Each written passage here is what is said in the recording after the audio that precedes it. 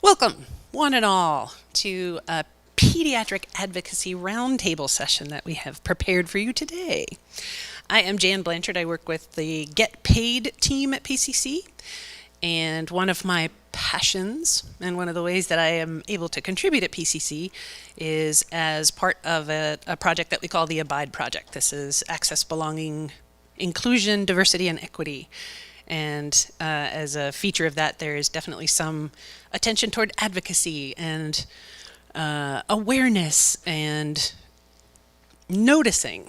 So what we hope to do today was to bring to you some stories of folks that are near and dear to us who do act in the role of advocate in various and sundry ways in their personal and professional lives. Today we have Dr. Eliza Varadi from Pelican Pediatrics. We have Dr. Jennifer O'Brien from Memphis Children's Clinic. And Kaylee Kegel. I know how to pronounce your first name and not your last name. Did I get Kegel? And more embarrassingly for me, Kaylee is with PCC. Don't even know how to pronounce my coworkers' names.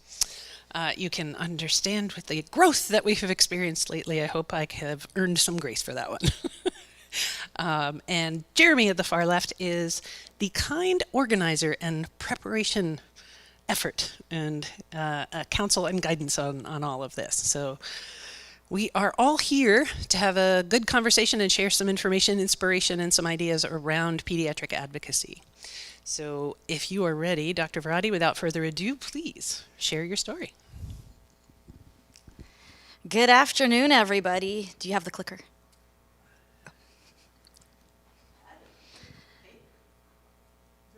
For the slides? Oh, he's got one right there. It's like, I don't see a clicker. You can just wink at me and I'll click. Excelente. All right. So I'm Eliza Varadi. I am a practice owner in Charleston, South Carolina. We have a small 3-physician practice, 2.5 really. And we see a very diverse population. We take care of a lot of immigrants from all sorts of different countries. In fact, I think we have about representatives from about 48, 49 different countries. It changes on a regular basis, so sometimes it's hard to say. And so a lot of our advocacy is centered around there.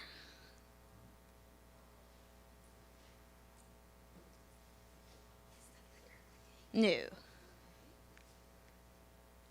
The clicker is not clicking. You had to turn it on.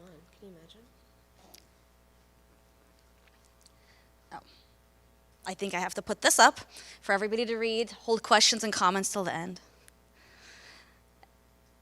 Oh, yes, I'm sorry. So the way that we'll move through the hour, holding comments till questions till the end will be helpful to us. And this is a quick outline of the way that the stories were invited. So each of us will have a personal advocacy story. We'll share an aspirational wish and goal, sort of a maybe quasi call to action. And we wanted to point out also that Dr. Colleen Kraft is a former president of the AAD. She will be presenting tomorrow morning. And child advocacy in our time is an even more global, I expect, her global perspective as a former president. She's traveling like Dr. Chung said yesterday. So we all look forward to that and invite her. And we may see her here today. I know she's in town and is going to try and stop it. Without ado, So why do we advocate, and who do we advocate for? So of course, as pediatricians, we have 2 groups of people we advocate for. We advocate for our patients, children, and we can also advocate for ourselves as pediatricians, primary care physicians. I'm going to touch mostly on advocating for children, although advocating for children does advocate for us in a sense. This is a picture from the American Academy of Pediatrics headquarters in Itasca. So there, and if you can read it, obviously, there's no keener way of revelation of a society's soul than in which it treats its children. Our children are our future, so how we treat them really implies how we're going to treat everybody else in the future and in general our society. So a couple of steps to advocacy. As someone who does advocacy on a pretty regular basis, I think the most important thing is pick a couple of topics. You can't advocate for everybody and for everything at the same time. You have to really pick a couple of topics that you're really, really, truly passionate about. And if your passions change, it's okay to change your topic. If times change and the advocacy needs are different, it's okay to change your topics. But make sure that you know your topics, you're passionate about your topics, and you really have a story that goes along with each thing you're advocating for. Having personal stories is really, really effective when we talk, whether it's to politicians, whether to members of the community, leaders, etc., families, everybody. So as a RBG, one of my mentors, who I've never met, but she's still one of my mentors, said one of the most important things when you do advocacy, when you're fighting for something, is to be calm. Getting into arguments with people is not effective. Being emotional is not effective. It actually makes your argument more ineffective. So keeping your calm is very important. And knowing the facts is very important. Having a 1-minute elevator speech, really a 30-second elevator speech, on each one of your topics is something good to think about. Make connections. So you should know your politicians. If you're doing advocacy for any issue, whether it's pediatrics or payment for pediatrics or pediatricians, know your politicians. You should know their names and they should know yours. So that means that when there's an issue that's related to healthcare, they know who to go to, who to call, even if you're of a different political party, even if you've disagreed on issues in the past, they should still know who you are and recognize your name. Funny story, a few years ago when there was lots of laws that were potentially up in the air on the federal grounds, a couple of presidencies ago, I would regularly pick up the phone and call my senators. It got to a point where anytime I'd call, one of the interns would say, "Dr. Varadi, is that you again?"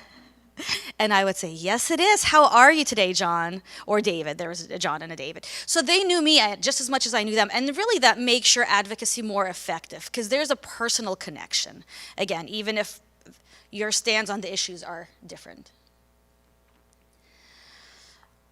As mentioned, as RBG once said, fight for the things that you care about, but do it in a way to get others to join you. If you're doing this by yourself, it's very, very hard to be effective. So you really need to advocate in a way that others, whether it's other healthcare providers or parents or families, will be there with you advocating on the issues you're advocating for. So these are my advocacy topics: Medicaid and healthcare financing, immigrant health, vaccines, social determinants of health, and breastfeeding advocacy. So why are those topics important to me? So we all have a story, and this is mine. So on the further picture on your left, you see me, I'm the little girl in the overalls with the big dog in the bottom in St. Petersburg, Russia, sometime in the 80s. The picture on your right is me when I first came to the United States. You see, that is my refugee entry into the United States. May 19th, 1989. From a country that doesn't exist anymore. And my first ID in America. So why is that important? Having gone through the experience of being an immigrant, or a refugee for that matter, you learn things. You know, we all learned several years ago about adverse childhood events and how they affect you and how they form who you are as a person, whether you realize it as at the time or not. So my experience having come here as a refugee really made me very conscious of the plight of other immigrants, refugees, and kids. And often people say, well, you know, the kids, they're strong, they don't feel it, you know, it's hard for the parents, but the kids, they adapt. It's true, but it's not true because it's not easy, and it's really not easy for anybody at any age. So from there, I went and started my advocacy when I opened up my practice in working and helping, making sure that other immigrant children had better resources, had better care, that their families who may not speak English, like my family didn't speak English, had better resources to help them navigate the system, which we know if you speak English, the system is hard to navigate, but if you don't speak, it's even harder. So one day I had a patient come into my office. And the reason for the visit, this is about 8 years ago, 7 years ago, came into my office. The reason for the visit was a 13-year-old boy was trouble sleeping. That was the chief complaint, trouble sleeping. My nurse said, Mom said that he's had a hard time sleeping for the last 3 days, just can't get him to sleep. So of course, you ask the standard questions. Well, is he on his phone all night? How much caffeine does he drink? No, it doesn't seem to be, nothing stands out. And then I ask him, well, tell me, when do you think this started and why, what's the problem? And he goes, well, I'm afraid to go to sleep. I said, why are you afraid to go to sleep? Well, because 3 weeks ago, when I went to sleep, that was the last time I saw my dad. Because at 3 o'clock in the morning, there was an ice raid at our trailer park, and my dad had just come home from work. He was arrested, and he was taken away, and I have not seen him since. So that is why I'm afraid to go to sleep. What if tonight I go to sleep and they take away my mom?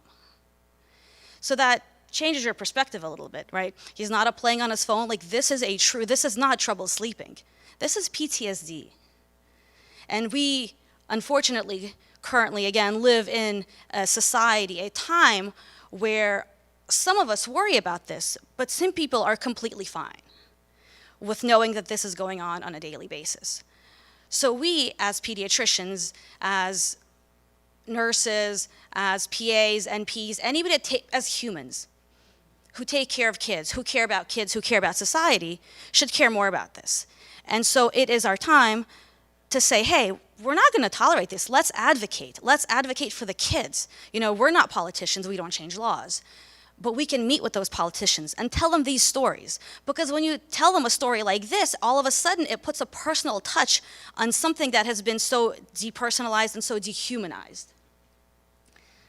This is a great quote by Louis Pasteur, who we know from more on the scientific end, but he actually said this.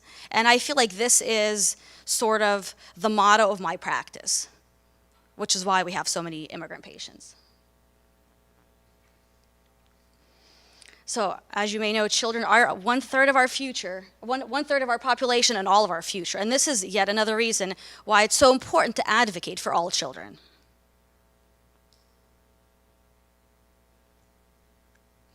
So, ways to advocate.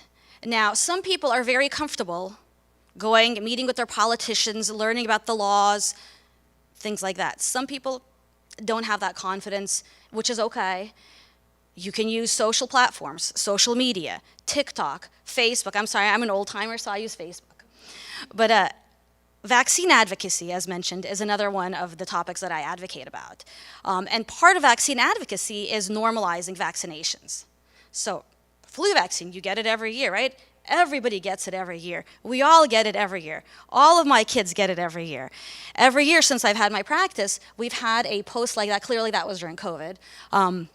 Of my whole family getting the flu vaccine and posting it on Facebook. So you could actually, if you scroll, you could see my kids grow up through those posts. Another one, my husband wasn't part of this one, a couple years later. Now, unfortunately, just like with everything on social media, of course you should be careful because sometimes there are going to be those people, the trolls that really are there just to make your life miserable. In fact, this picture that I posted, this was during COVID, was taken from our practice's Facebook page and then posted on anti-COVID groups saying, hey, look at this pediatrician, look at this vaccine-pushing Jew, poisoning her whole family with the COVID vaccine. Now, this is in September 2020, so COVID vaccine was not even available for kids then, but people don't fact check. So just be aware that, the more you go into the kind of the spotlight, the more you're present, the more you're visible, there are going to be more of these people. And I think the biggest thing is don't argue with the trolls, leave them alone, move on, and, develop a thicker skin, which does take time, but you can do it. If I can do it, you can do it. So now we're in a time where bills change and laws change, and we talked about social media and things we put out there. So there's lots of ways you can put videos out there. There's lots of ways you can put pictures out there. be catchy, do something that you can do, something I can do maybe different than something what you can do, but we all have our strengths. My name is Dr. Eliza Varadi, and I'm a pediatrician. As a member of the American Academy of Pediatrics, I stand with them in their opposition to the Graham-Cassidy bill. For you see, I take care of lots of children. Many of them have special health care needs. Okay. Every day, their families have to balance their life and their health care. They have lots of hurdles to jump over.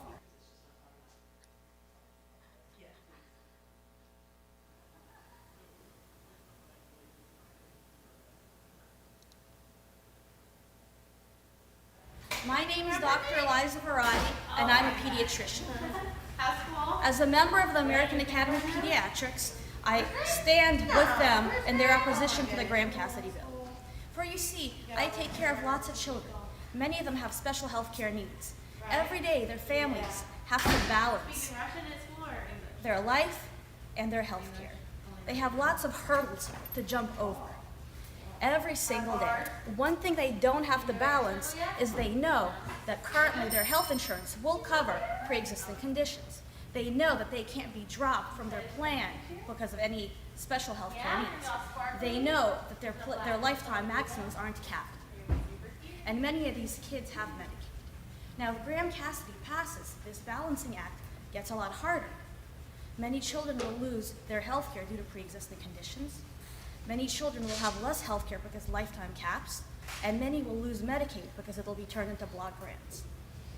As this balancing act changes, the costs of health care increase and their ability to balance decreases and will weigh them down.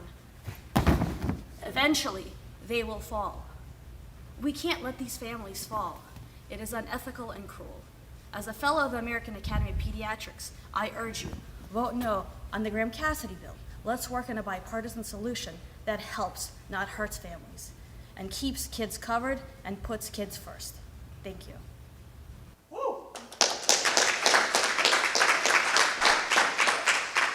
So I don't know if y'all remember the Graham-Cassidy bill when they were considering getting rid of the pre-existing conditions, and so that video was made for that. As an aside, I am a former gymnast, and so I could still walk on the beam. So I don't expect other people to do that if you can't do that, but everybody has their own talent and their own creativity that you can come up with other social media campaigns, other videos, and you can put them on Twitter, on Facebook, on Instagram, and also to message them to your elected officials. And of course, get your patients, your families who this affects, to repost and remessage. My name is Dr. Okay, so say you want to get involved. You want to get involved in more advocacy on kind of the federal level, learn about the laws, bond with other pediatricians. So American Academy of Pediatrics has a committee on federal affairs. There are advocacy conferences every April in Washington, D.C. It's an amazing opportunity. If you've never been and you're interested, you should really, really go. That conference sells out.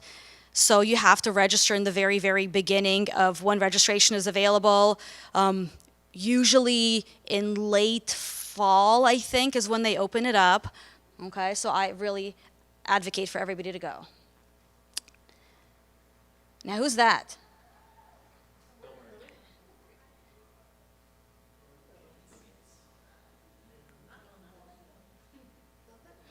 What do they all have in common? Yeah, none of them are big, beautiful bills, and neither is this. Or maybe they're all big, beautiful bills, and this is not. Right now, we obviously have some hurdles. The big, beautiful bill was passed. It is not a good bill for children. It is not a good bill for Medicare or Medicaid. And so we have a lot of uphill climbing for advocacy to make sure our patients don't lose their health care coverage, to make sure pre-existing conditions are still covered, to make sure money isn't pulled from Medicaid, from rural hospitals. You know, a lot of you guys are in more rural areas where your patients end up in more rural hospitals. So this is our time. Even though the bill was passed, it's not too late to advocate. You can still meet with your elected officials and tell them why this bill is not great for kids in their constituency, how this bill will hurt kids in their constituency and families in their constituency.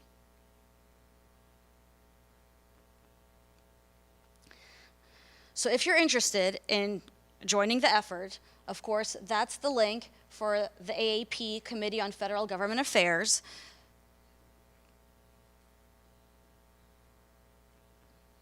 And as the CEO of AAP, Mark Del Monte, always says, no matter the battle, no matter the uphill climb, always stay in the boat. Because the reality is politics change, politicians change, the issues change, and there's always going to be issues to advocate on, whether it's healthcare today, or safety of our immigrant patients, or access to insulin, or access to clean air, clean water, food. There's always going to be issues to advocate, no matter who's in charge. So it's very important to just stay in the boat and keep doing what you're doing and engage your political leaders, your communities, your patients, and your families to help you in this advocacy effort for the greater good of your community.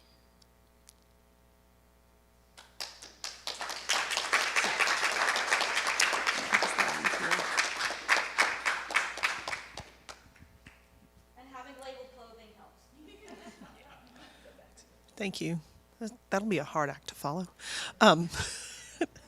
When I first got emailed to be asked to be part of this panel, I was like, not like me. Like, what do I have to contribute to this conversation? And then I said, well, here's what I do. And Jeremy lovingly was like, no, that's perfect. That's what we want. Okay, so I'm Jen O'Brien, and I'm a pediatrician managing partner of a largish practice, both in Tennessee and Mississippi. I similarly serve a diverse patient population. Any way you can slice diversity, we really have it. We have it all, and so I came to this panel with the intent to really just share what I do on sort of my day-to-day, because one of the reasons I was like, no way, you don't want me, is like I have not taken the time to march on Capitol Hill and things like that, and so grateful for my friends who do. But what I have started noticing over the years, I've been in practice 20 years, is that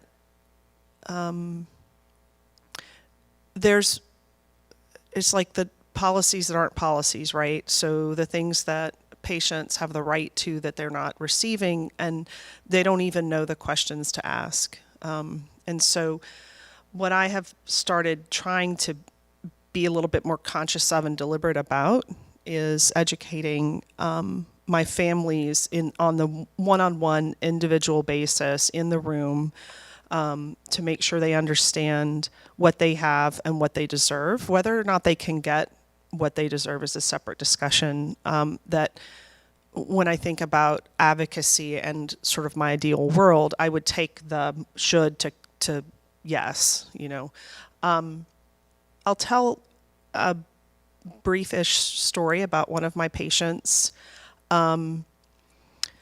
This patient has autism on a more severe spectrum. I've recently learned about levels of autism. Have you been asked to tell people the level? There's 1, 2, and 3. I thought we had gotten away from that sort of sliding scale-ness of autism characterization, but now I'm being asked for their levels. So I have to go chase down their original diagnostician to find out what their levels are, because I didn't know that was a thing anyway. So she would be on the more severe end of things. And she was born in December of 2017. So if you think about when this patient's delays would start triggering notions of further testing and diagnosis, which would be 18 months, 24 months? Well, we all know what happened, 2 years and 3 months after she was born. So there was a delay in diagnosis for other reasons, which I'll talk about a little bit at the end, but she was never plugged into early intervention. So everyone knows or should know that patients with developmental delays have the right to be assessed by the state for those delays and then assigned care provided by the state. What I try to remind families is you've already paid for this with your tax dollars, and now you're going to cash that in. Once they turn 3, all their services get rolled over into the preschool system, the state-funded preschool systems. I'm assuming it's the same countrywide, the way it is in Tennessee and Mississippi, because that's a federal No Child Left Behind type policy. So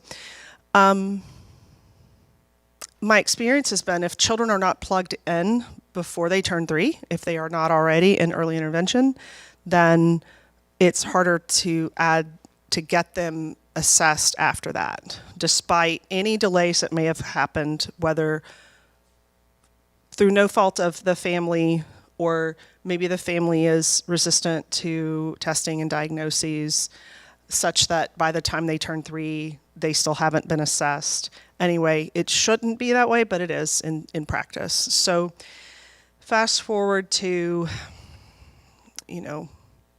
I think by the time, because COVID is in 20, so now she's 2.5, turning 3. We finally get her some outpatient. They luckily have a private insurance plan that will cover some services because those out-of-pocket expenses can be cost prohibitive for some of your families. And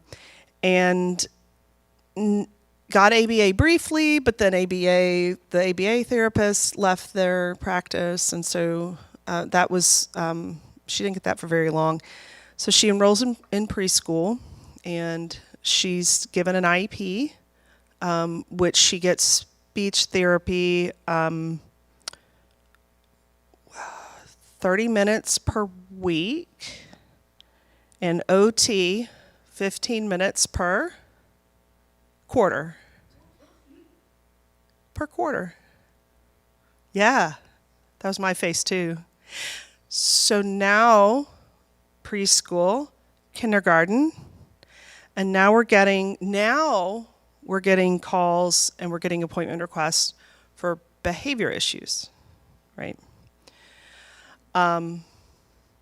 There is a slightly happy ending to this story, just to go ahead and let you know, because y'all look really sad right now. Just a lot of back and forth starting last summer, maybe it might have been 23. I wrote this all down, sorry y'all. Anyway, just it kind of drug on and on. It just escalating like situations, and she received a suspension from school for physical violence against one of the staff. Okay, let's be clear. Everyone should feel safe in their workplace. Okay, but I believe any situation with a child where you can dot your I's and cross your T's and say, oh, yep, check box, this child hit and punched a teacher, that receives 3-day suspension. Like, that's written in some policy somewhere, that's fine. You can do that if you want. But also, like, why was this child physically aggressive? It's because she's not receiving the services that she needs.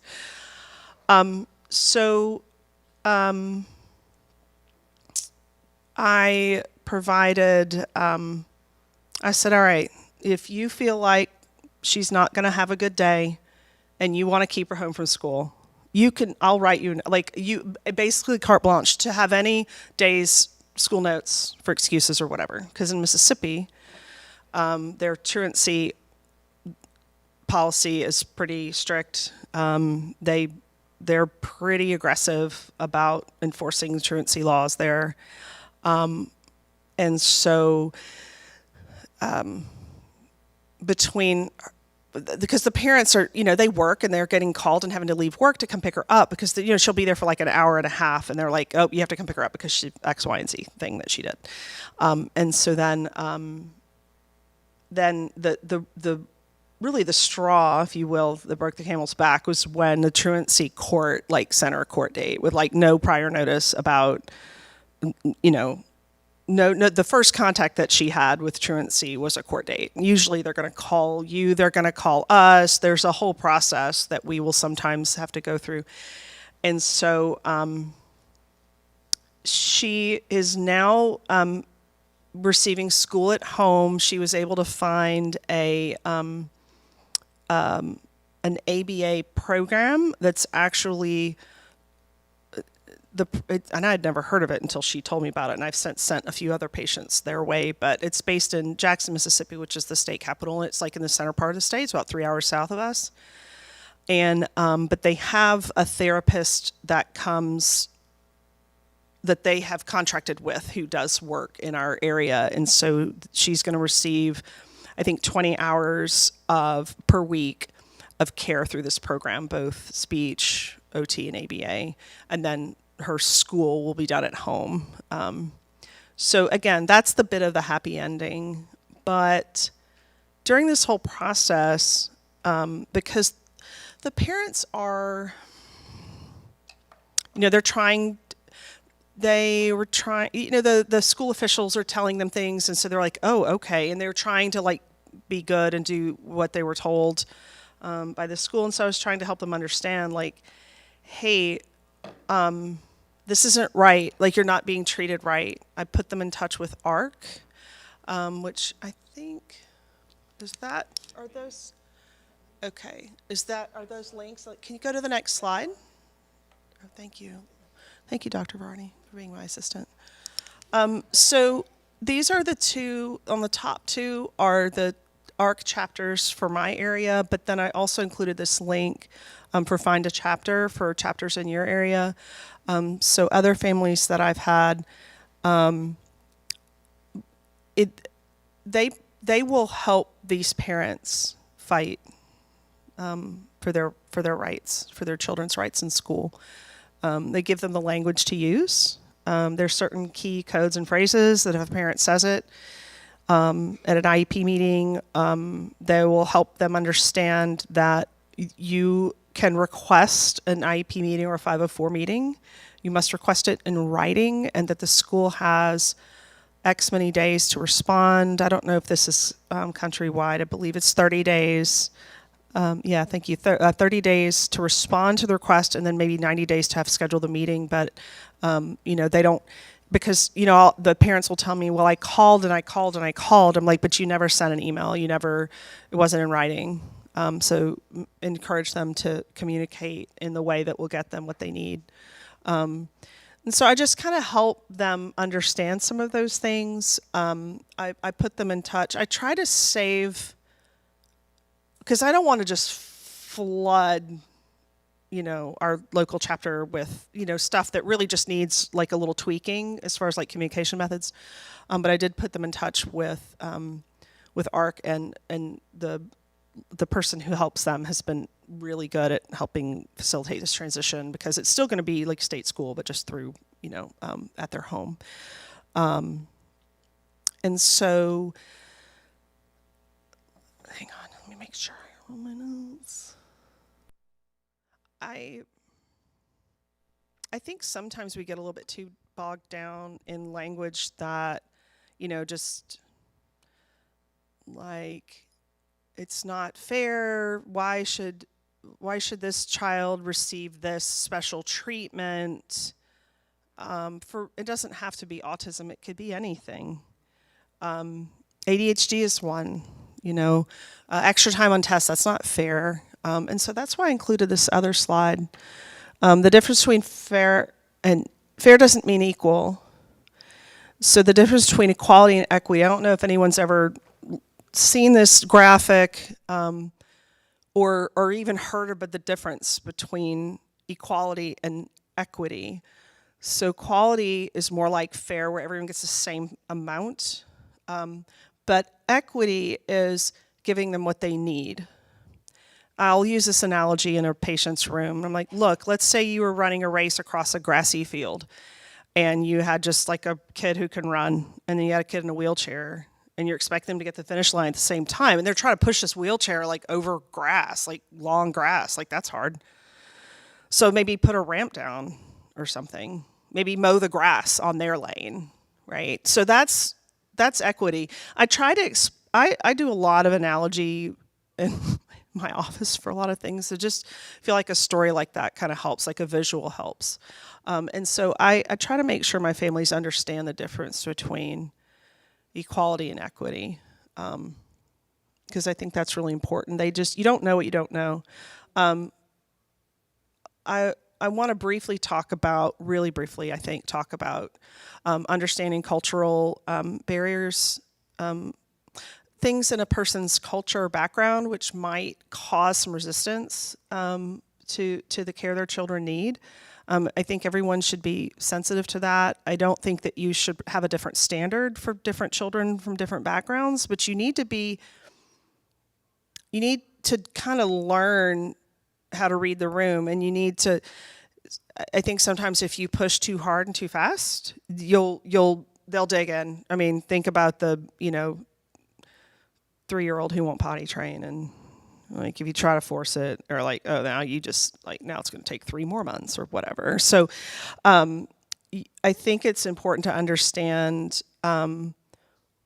any barriers that your families may have, unconscious things that they are assumptions that they have about a treatment or a diagnosis, and listen to what they say. For autism specifically, I just remind them it doesn't change who they are. It just gives you more information about how their brains work, and like you might respond differently to some situations or behaviors, if you will, if you understood the reason that a child is, acting a certain way. So, and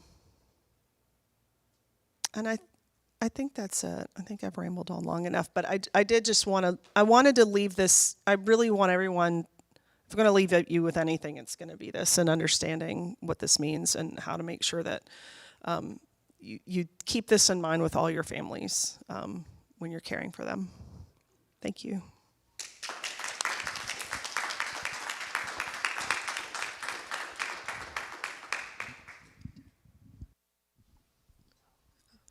I think is this on? Might be using this one. Okay, cool. Can I grab the clicker? Sorry, I messed that one up. No, the clicker. Sorry. No worries. Thank you. All right. So I guess for talking today, I'm going to be saying stuff that's a little different from those two, because as you probably know, I'm not a pediatrician, so can't speak to that. So I'm speaking on my own personal experience in the pediatric space, as I was diagnosed with Crohn's disease when I was a kid. So I had a lot of fun experiences in the pediatric world. So 2016 was a fun year for my family. My sister was diagnosed first in March of 2016 with Crohn's disease at age 11. I followed her in August of 2016 at age 14. She, of course, threw a tantrum because I was a copycat and stole her thing. Because I did this on purpose. Yeah. And I like to joke that I got into advocacy for Crohn's disease really quick. So for Crohn's diagnoses, what I had to do was I had to go in for an endoscope colonoscopy. If you don't know what Crohn's disease is, it's a gastrointestinal chronic illness, can affect your GI tract, fun stuff. So I went in for my colonoscopy, endoscopy, got out. I was all anesthesiaed up, kind of loopy. My mom was kind of freaking out. Both the kids have Crohn's, oh my goodness. So she handed me my phone and she walked out of the room. And I opened Instagram, and I opened the phone feature, or the camera feature, and I took a bunch of selfies and posted this long ramble all about Crohn's disease for all of my friends. And I kind of view that as my first time of kind of speaking out about having Crohn's disease, even though I was not cognizant I was doing so. And that stayed up there for a while until my mom walked back in the room and said, all of your friends' parents are calling me and saying, does she have cancer? Is she dying? And I had to be like, no, I'm good. But yeah, so I got into Crohn's disease advocacy pretty young, and continued on in a more cognizant, not drugged up kind of way afterwards. So on the slide right now are a couple different organizations that I've worked with over the years, both as just like using their resources, but also getting involved with some of their stuff. So there's the Crohn's and Colitis Foundation, which is very, very useful. They have a lot of very useful infographics that you can share with your peers to kind of explain what's going on, especially teachers and stuff like that who are trying to figure out what it is what you have and how they can support you. World IBD Day is a big deal because they'll light up all sorts of like world monuments purple for Crohn's awareness and Crohn's and sort of colitis awareness. IBD houses both of those. And then the Improve Care Now Network is a very useful organization that I've definitely worked a lot with as they take in information on different ways people have been treated for Crohn's and colitis around the country and make suggestions based on which treatments seem to be the most viable for different severity levels of Crohn's disease and ulcerative colitis. So I'm going to do one more slide and then I'll kind of ramble a bit. So just for some quick advocacy priorities of what the medical side of Crohn's advocacy kind of faces. There's a lot of access to care and medical research, so a lot of that comes in the form of going to Congress and asking for laws around experimental treatment and access to experimental treatment, and that's Crohn's and Colitis Foundation and Improve Care Now. Both are very heavily involved with that. There's medical research, which is currently the new big issue because a lot of funding just got cut. Love that, but that's a new advocacy concern. And then bathroom access is actually a really big one, and it's a growing one in the pediatric space I've learned from my sister's experiences. Vaping in bathrooms is popular at schools, and what a lot of schools have done to do that is take away bathroom access. And it made my sister have to ask for special permission to go to the bathroom, which led to the unfortunate situation of she went to use the bathroom when everyone else was banned, and someone decided to share why she was allowed to do so. And the whole classroom that was not supposed to know that she has Crohn's disease was then aware, which was really rough for her. That was 8th grade, was a bad time. So restroom access is definitely becoming more of a thing in the pediatric spaces, from what I've been learning. Okay, so speaking on more like advocacy beyond just the medical advocacy and kind of moving towards the social side of advocacy for Crohn's disease and anyone else that does have like chronic illnesses, I have an invisible one, or also disabilities, whether it be visible or invisible. I kind of want to share 2 stories of the more social side, so things that you kind of don't really fully expect when you're getting that first diagnosis, because when you get first diagnosed, you're like, okay, my intestines hurt now, this is great. They're always going to hurt, great, what's the treatments? And kind of dealing with that. And the only really social thing I heard early on when I was getting diagnosed was my dream job was Peace Corps, and my doctor went, find a new dream, please. That's kind of the only social thing I ever got there. Yeah, they don't like you in the Peace Corps if you're I do infusions pretty frequently, so don't like you for that in the Peace Corps. But I want to share kind of one story of advocacy where there was a social issue where we were ill-equipped with tools on how to advocate for a social topic around this chronic illness.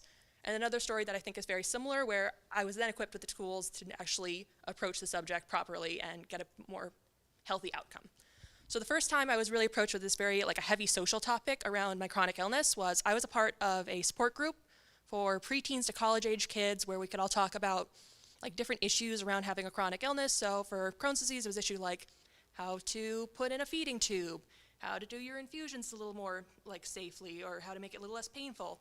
And then ileostomy is a really big deal because I believe it's 1 in 5 need surgery in the first 5 years after diagnosis. So there's a lot of kids that would having ileostomies really young, and working with each other to kind of find a way to be very supportive of your body as you're now dealing with this new issue and very physically present way that your body's changing.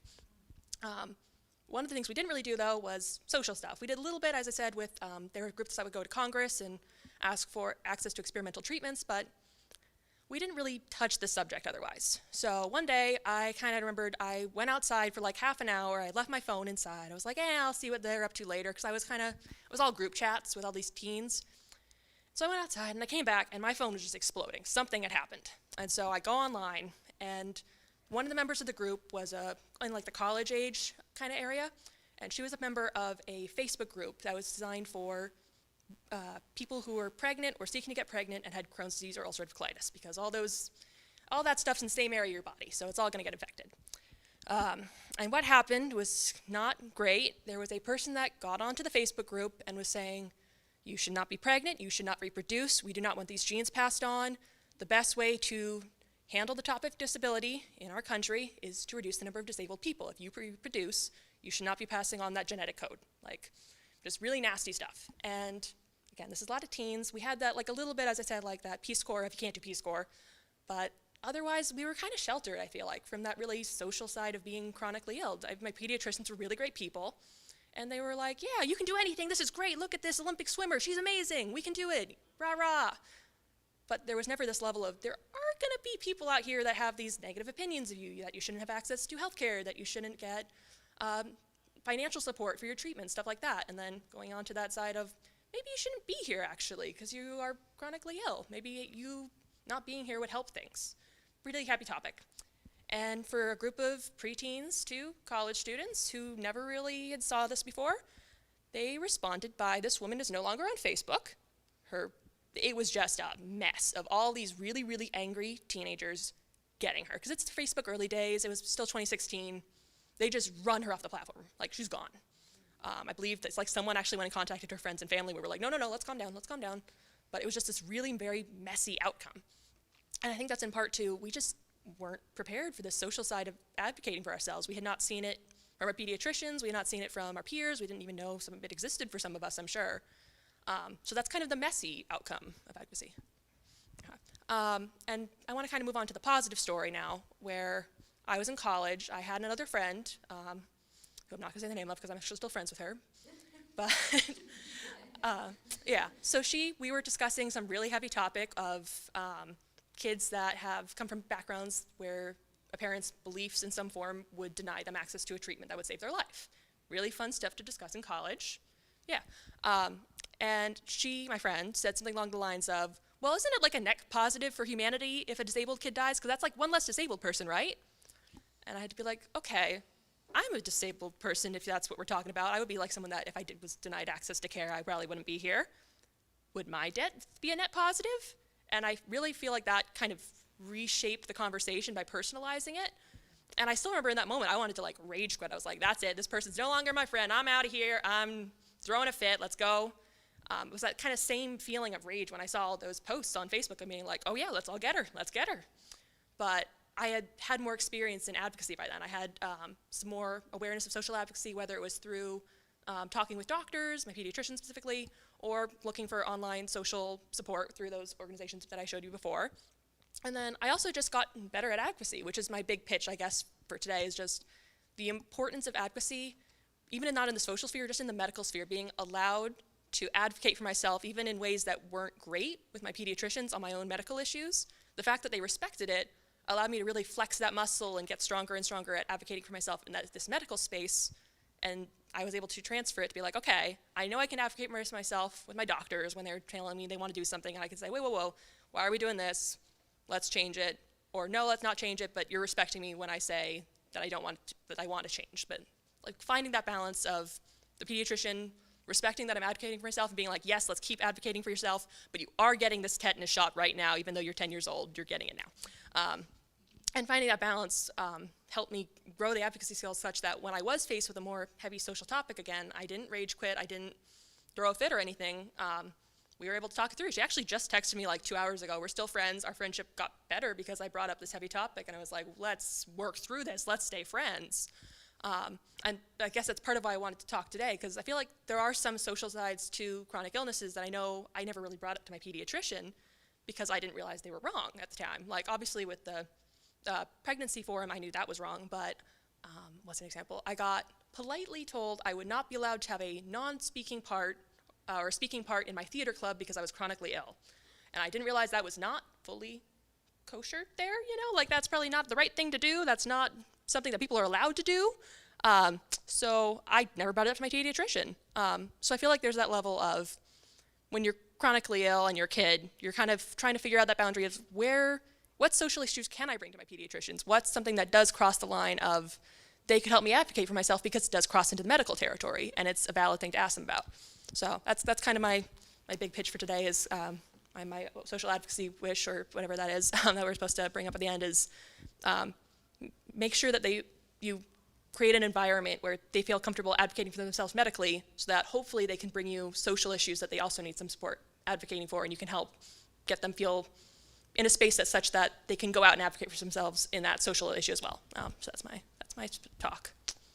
All right.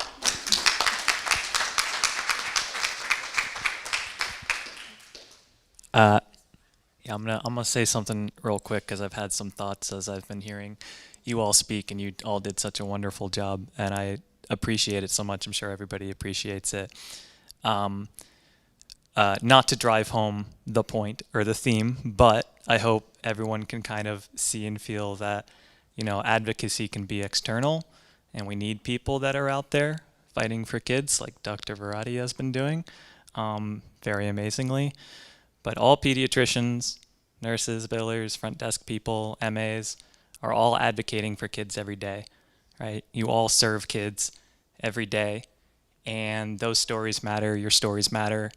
And not all patients are willing and able to tell their story. not everybody is as brave as, as Kaylee is here. And pediatricians hear these stories, you know, every day, and they have the capacity to hear, but they also have the unique ability to inspire their patients and their peers as well. So I just hope everybody kind of takes that away here. We only have like 10 minutes left, so we do have a section that's for aspirational goals, but I feel like we kind of got those in while you were all speaking. If I could grab the clicker here. In the slide deck, we have listed some advocacy issues. I'm not going to go too deep into all of these. These are largely from the AAP site, and we have links to, resources on this slide here. So we have links to where you can find those on the AAP advocacy site for a place to start. They also have, and it's linked down at the bottom, that primer handout there is really pretty awesome, and it has these 10 steps for community advocacy for developing a plan of what you can do. And sort of as Dr. Varadi said, you know, find things that you're really passionate about and try to apply these steps to that and see what you can do, because anything is enough. So this is just, you know, something to think about. What will you dream? What will you do? And I want to open up any questions, open discussion. So these can be questions, these can be thoughts, anything that anyone from the audience is doing. You know, what kind of issues you want to address, what kind of story do you have? Did you connect with the stories? You know, what makes you feel inspired? What are you being blocked by? Would anybody like to speak or ask? Yes. Yes, but wait for the microphone. Just raise your hand. Kate will bring it around. Oh, okay. I have done a little bit of work with gun safety advocacy in our communities, and I hope to keep doing so. I was working with Moms Demand Action, and so I think it was helpful to get connected to a community and resources that already existed and use my position as a pediatrician to, you know, kind of be a trusted source of delivering some of that information. So thank you for sharing all your stories, and it just kind of inspires me to keep going on.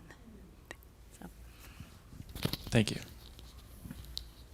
Hello. Okay. I have a quick question. So I do a lot of mental health treatment within my practice. And obviously there's a lot of barriers and a lot of social media issues, a lot of stuff, you know, starting younger and younger as far as, you know, I'm seeing 7 and 8 year olds with mental health issues. I'm sure everybody's kind of in the same boat.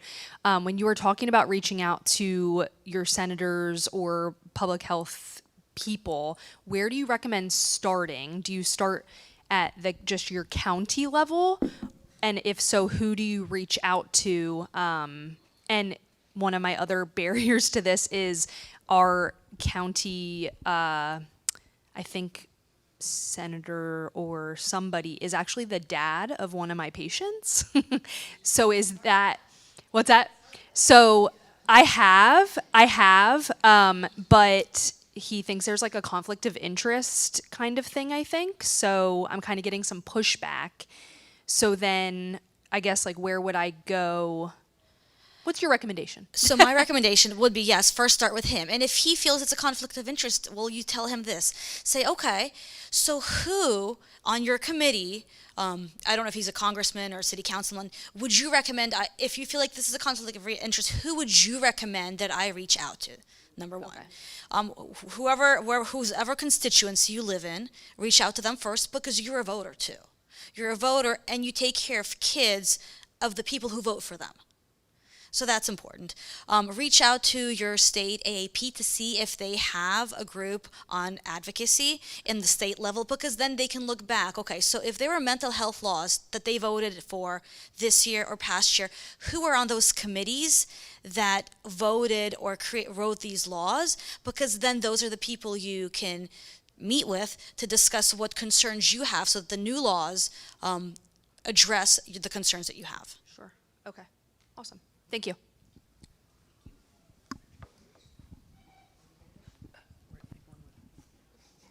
Tracy's. Here comes the mic. So I want to mention what I've been fighting for, partly to inspire those of you in other states to fight for the same thing. So I'm kind of touting this own cause that I care very much about, which relates to mental health, and that's cell phones and social media and the disaster that it's been. And I was really fortunate that I have a good friend who's a minister in my town who hooked up with a group that was fighting to get cell phones out of Vermont. And so I just got to be the pediatric voice for them. So when they needed to testify in the State House, I got to go be the specialist who got to testify. So I didn't have to do the heavy lifting. I just had to go and do the presentations, and they did all of the legwork, which was awesome for me and awesome for the state, and Vermont won, and we are now going to be cell phone free from 8 to 3 in all of our states, and it's passed in New Hampshire as well. And so keep fighting in whatever states you're in, and find the other people to do it with you, because it was really fun, and also made me realize I'm never going to politics.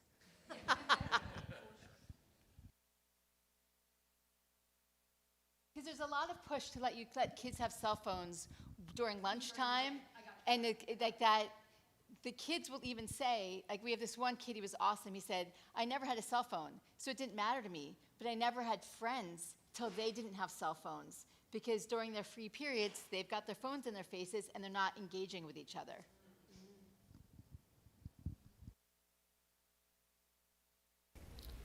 Other questions?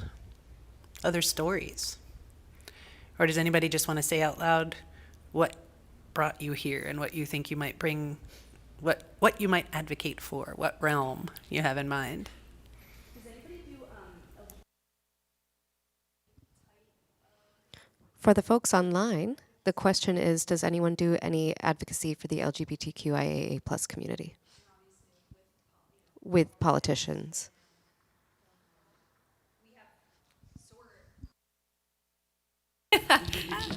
We're in Pennsylvania, so where we're at, we have an LGBTQIA plus resource center, which is awesome, but a lot of it is state funded. So I'm fearful that that will be taken away.